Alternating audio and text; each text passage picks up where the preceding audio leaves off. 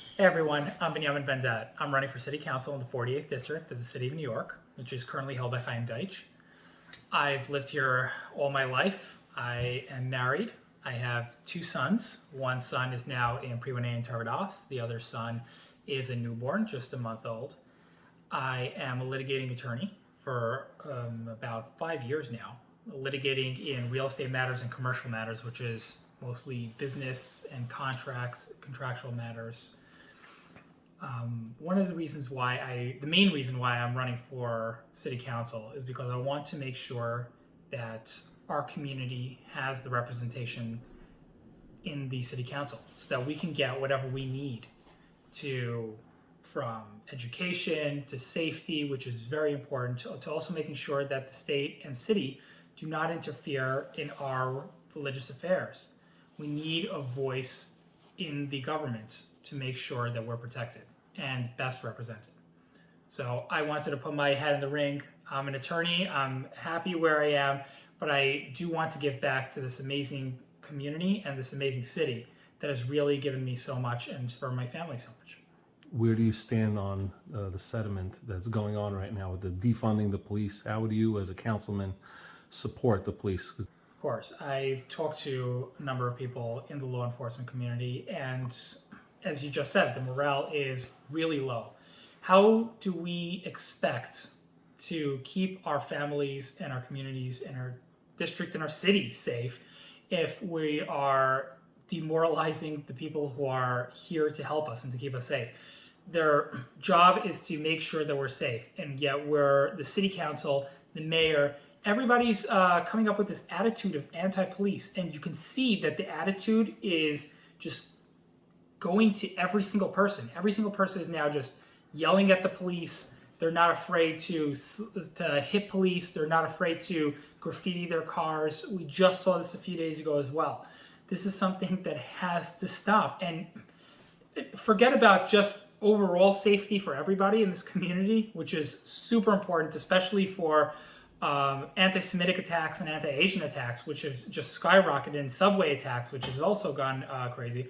We also have to think about, besides for the human aspect of it, we also have to think about the economic aspects.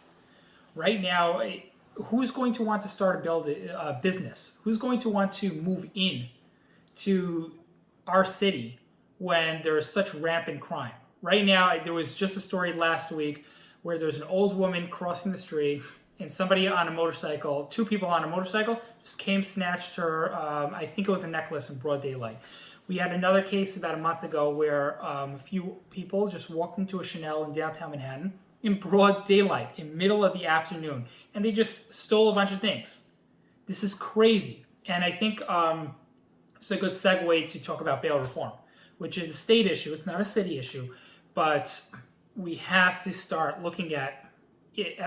If we can't repeal it entirely, we have to limit this.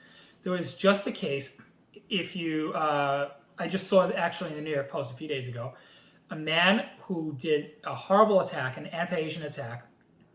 He was released on his own recognizance, no bail, and the judge said, "My hands are tied."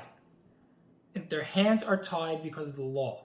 Even though these people do horrible attacks, they're let back onto our streets, and until their next court date, they're doing, a lot of these people are doing the same things they've been doing before, stealing, hurting people, making sure, and overall leading to an atmosphere of lawlessness and less safety for everybody. We have to return to an era of normalcy where people can feel safe in their own homes and their own communities. Now, mental health is a big aspect and part of this. Not everyone is doing crime because they're a criminal. There's a mental health aspect to it. How do you deal with that as a council member? Mental health is definitely a very big issue, and of course, not everybody who's doing the attacks or doing misdemeanors, felonies. Not all these people are, 100% mentally well, and we have to make sure that they're taken care of. One of my suggestions is that we take them off the streets first, and then we take care of them. For example, once they're in holding, we bring them to a social worker if they're willing to see a social worker. And what happens if they're not? Like, because that's a legal issue. Like, what do you do? Like, they don't If want to go. they're not willing to, they're not willing to. I can't force somebody to seek mental help if they need mental help. At the same time, if they're a serious danger to society, there are laws in the books.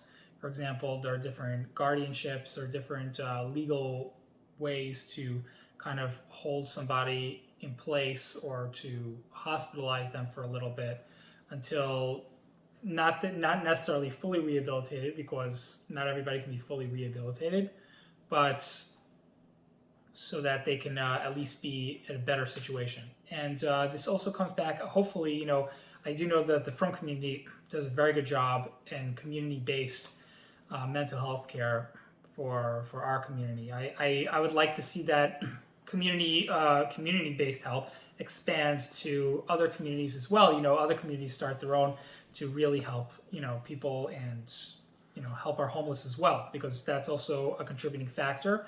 But a lot of people who are homeless are obviously mentally ill, and we have to make sure that they're taken care of as well. So that's something, as a council member, you could bring other council members, other areas, and show them what is working over here.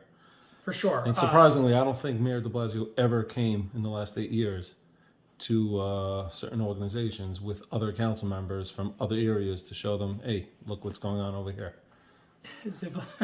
Mayor de Blasio is another story. I'm not going to say how his disaster policies. I think we all, your viewers as well, know how much of a disaster de Blasio is in terms of his crazy policies. I will say though that while I definitely can show people how things are working in our district and how they can learn from us, I can definitely learn from other districts, and I will definitely work with others to reach the best possible goal for our constituents. And driving while smoking marijuana, what's your feel on that? I'm against this. I'm against the legalization of marijuana. It's if you want to talk about medicinal purposes, there is a lot of room to talk about. I personally know people that have had serious illnesses that are being treated with medical marijuana that it really does help. But to recreationally allow it to anybody, I mean, we're talking about people that they can go up to the counter now and just as easily as cigarettes and alcohol take marijuana. This is a seriously debilitating drug. Obviously, it's not as bad as necessarily other drugs out there, but it's a drug. And we should not be allowing our children easier access to handle marijuana. Now, your question was driving while high. How are we going to, one of the things is we're going to have to put a ton of regulation on that to make sure that what counts as high, what doesn't count as high. There's just so many questions. And in the meantime, we're going to have a lot of problems on the streets because of this. This is clear to me. I'm going to say, state officials, stop doing crazy stuff and return to normalcy a little bit. And, look at your constituents. Ask your constituents what they want. Stop doing what you want. If you become a council member, what's the first thing you would do? Okay. Well, the first thing that I would do is set my agenda for the three biggest items on my plate right now. One is public safety, and it's not necessarily in this order. One is public safety. We have to allocate more resources to the police. Obviously, this is not something that I can just get like that, but it's something that I have to work on and work with others. Obviously, being an attorney and being a person that's able to work with others, I can, talk to others and figure things out, how we can get different resources allocated to our community for the police to really keep us safe. And I've actually talked to different officers and different members from law enforcement about different ideas that I had regarding possibly greater cooperation with Chaim to decrease response times and to get faster results. But obviously these things would be more fruitful once I'm in the city council. But it's also something that I want to make sure. Defunding is obviously not my priority at all. I want to make sure that law enforcement is funded as much as possible so that we don't have this crazy rise in crime as before. And also, I would definitely work on, to the best of my ability. Bail reform, by the way, is, as I said before, it's a state issue, it's not a city issue. So it becomes a little harder for me to do anything on the bail reform law myself. And I'm not a type of guy who's going to promise things that I can't do. But I do say that I will be working on bail reform behind the scenes, maybe using some connections that I've gained with state legislators to kind of push back on tweak the the bail bill. reform. You, as a lawyer, you understand legislation. It could be just a word or two that Exactly, changes the whole thing. Yeah, and it's even if we can't get full support for repealing, which obviously with the number of legislators that are in that type of ideological camp, it doesn't look likely that or full repeal is in the next few months. I don't think anyone was even asking for full repeal. I think one of the major things that have to be tweaked is a simple thing as a judge having discretion. Bail reform, by the way, is, as I said before, it's a state issue, it's not a city issue. So it becomes a little harder for me to do anything on the bail reform law myself. And I'm not a type of guy who's going to promise things that I can't do. But I do say that I will be working on bail reform behind the scenes, maybe using some connections that I've gained with state legislators to kind of push back on Tweak the the bail bill. reform. You, as a lawyer, you understand legislation. It could be just a word or two that Exactly, changes the whole thing. Yeah, and it's even if we can't get full support for repealing, which obviously with the number of legislators that are in that type of ideological camp, it doesn't look likely that or full repeal is in the next few months. I don't think anyone was even asking for full repeal. I think one of the major things that have to be tweaked is a simple thing as a judge having discretion. Even a simple thing like that will make a huge difference. 100%. A judge right now has zero discretion. They just cannot hold the person even if they want to. Judge must have discretion. Agreed.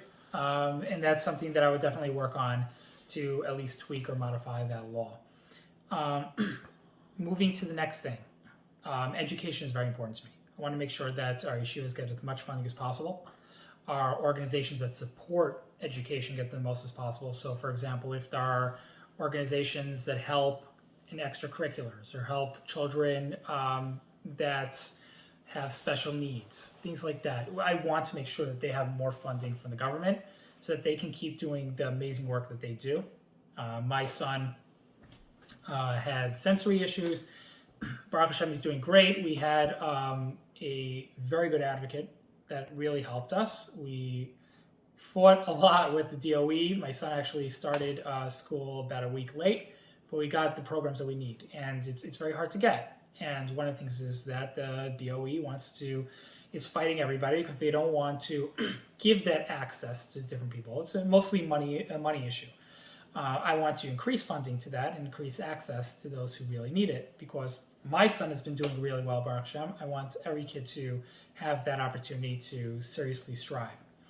The third thing that I want to work on is small businesses.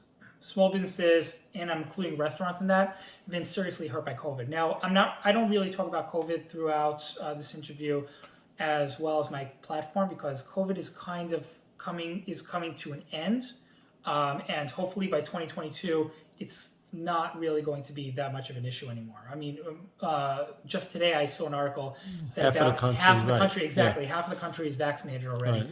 By 2020, now it's not even mid 2021.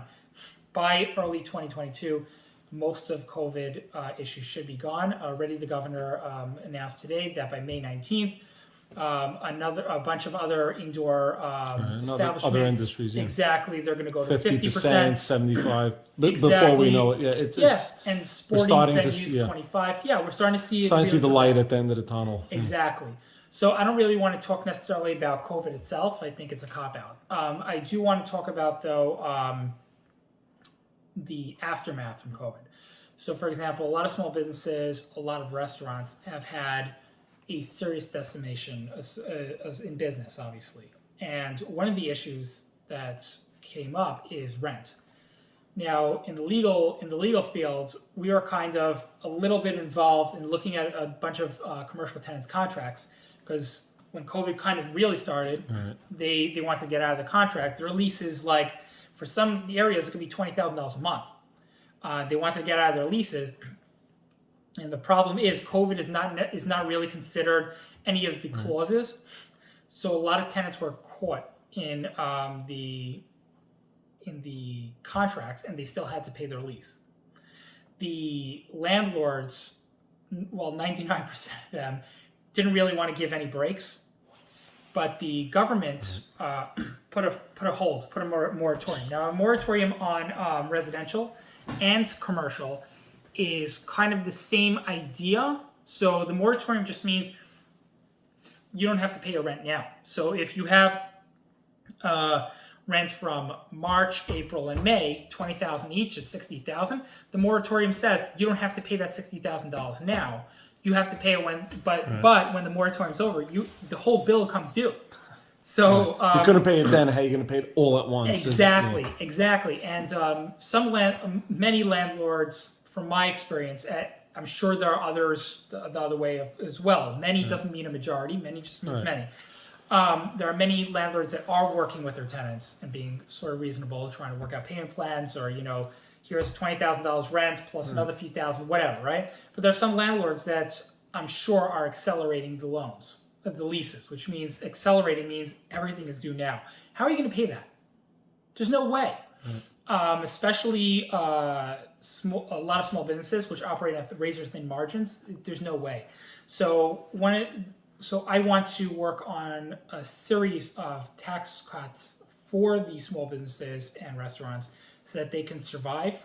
For example, if you keep your staff, or if you kept your staff through most of COVID, I'll give you a retroactive tax break. We'll work on that. Or if you instead of furloughing, you keep them even now, right? If you're still struggling, you keep them now during these months in 2021, right? In 2022, we kind of look back because you're paying tax in 2022, you're paying taxes from the year before. We'd look back, we'd see if you actually kept certain people, certain staff, we would also give you a tax break. I'm also looking on a general tax break as well, but I want to keep making, helping small businesses as much as possible. And I also was considering, and I'm still considering this, it's a little more tricky, but if the landlord and the tenant show that they can come to a reasonable agreement where the landlord isn't really squeezing the tenant, I would be willing to support legislation in which landlord gets a tax cut and the small business gets a tax cut, so both of them are incentivized to play fair and for the small businesses to really get the help that they need. I'm not a guy who's going to, unless it's something that is really an issue that I draw the line on, I'm not going to be there, raising my voice at other council people. I'm going to try to work with other council people to get the job done. Colin Yeager. I'm sure they don't get along with every single council person, and not every single council person gets along with them, but that's fine. They end up working together behind the scenes on many different legislation, which has helped our communities a lot. If they're helping somebody else, they're helping somebody else within their own ideological boundaries. So, for example, if a person that's more progressive than my ideology says, "Hey, I'll support a bill for yeshivas," in return, you have to support my bill. But if his bill is something that's contrary to halacha or contrary to what the constituents, for, right? The constituents I'm not going to support that, and I'm going to look for support elsewhere. That's something that obviously I draw the line on. It's what my constituents want. I'm a representative of my constituents, right. And I have to follow what they say. Now, bicycle lanes. A lot of people do ride bikes. We want them to be safe, but where do you draw the line as a council member to say, wait a minute, this is too much? So before I answer that question, and I will, I'll take it a step further. Right now, the city bike program. They're actually putting stuff in front of people's houses in residence. Right now in Borough Park, actually, there are some blocks which have city bikes, like a whole thing, and they've removed like 2 or 3 parking spots because of that. This is in Borough Park right now. It kind of moved from Park Slope. It's moving into Borough Park. Believe it or not, I mean, you don't think it can come to you? It will come to you. It's going to come to Midwood. It's going to come to Sheepshead Bay. It's going to come to all our neighborhoods. We have to try to get that stopped now on the city level. And I'm encouraged actually a little bit by kind of the guard changing a little bit. De Blasio is going to be out, thankfully, by the end of this year. I don't see too many more bike racks going forward, especially as the speed of government, which is super slow. But at the same time, we have to start, really launching a resistance now before it gets anywhere near our blocks. If we start launching resistance when it's 2 blocks away from us or just started, we're way too late. We have to really start launching a campaign and effort now when it's 30 blocks away so that we can hopefully stop from getting into our district as well. Now, talking about bike lanes, whatever bike lanes they already have, great. I mean, they're not really going to get removed, but I'm not a fan of adding more bike lanes, especially to very busy streets. Many of our streets already, if you go to Avenue K, Avenue L, Avenue M especially, you go down to Avenue U as well, T, they're very narrow streets when they go, where are you going to put the bike lane and leave room for the cars to kind of move fast? The city already lowered its speed to 25 miles per hour. By narrowing the streets even more, if there's incoming traffic going each way, it's going to slow down traffic even more. I'm not a fan of adding more bike lanes. What do you want to tell my viewers that are going to be voting in a couple of weeks from now? First of all, every vote counts.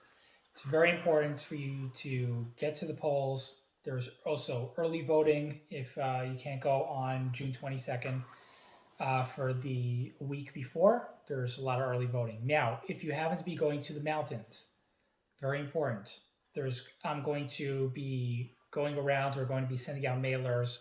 Hopefully on this video also we can add a link that all you have to do, takes about 30 seconds. Click on the link and you submit a request for a mail-in ballot. You may have to download a form and fill it out, but it's very quick. You ask for a mail-in ballot. Then once you get your mail-in ballot, you can mail it. You can be up in Monticello, in Liberty, in Tucson, Arizona. I don't care where you are. Enjoy your summer. You can mail it in from wherever you want.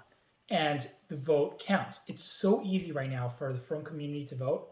It's unbelievable. COVID, it has made it very easy for us to vote because we can ask for a mail-in ballot while normally we're not really able to. It's called a temporary illness. You'll have to check that box off. The Jewish community has normally been undervalued because not a lot of us come out to vote enough. So a lot of elected officials don't necessarily take us very seriously.